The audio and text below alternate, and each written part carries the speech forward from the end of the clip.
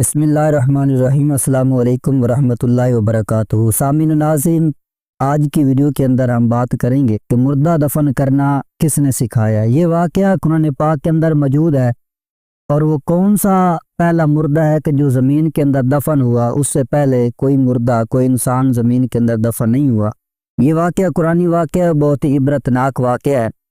تو ایسے عبرتناک واقعات، قرآنی واقعات سننے کے لیے ہمارے چینل کو سبسکرائب کریں، گھنٹی کے نشان کو لازمی دبا دیں تاکہ ہر آنے والی نئی ویڈیو آپ تک سب سے پہلے پہنچے۔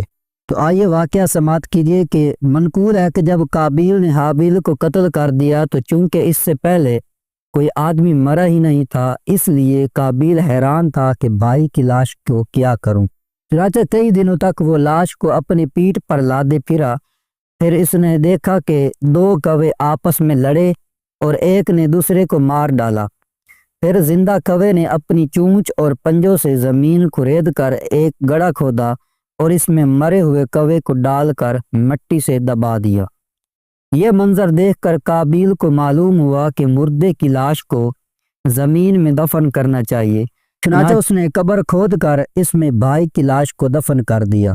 قرآن مجید نے اس واقعے کو ان لفظوں میں بیان فرمایا ہے کہ فَبَعَثَ اللَّهُ غُرَابًا يَبْحَثُ فِي الْأَرْضِ لِيُرِيَهُ كَيْفَ يُوَارِي سَوْءَةَ أَخِيهِ قَالَ يَا وَيْلَتَىٰ أَعْجَزْتُ أَنْ أَكُونَ مِثْلَ هَٰذَا الْغُرَابِ فَأُوَارِيَ سَوْءَةَ أَخِي فَأَصْبَحَ مِنَ النَّادِمِينَ۔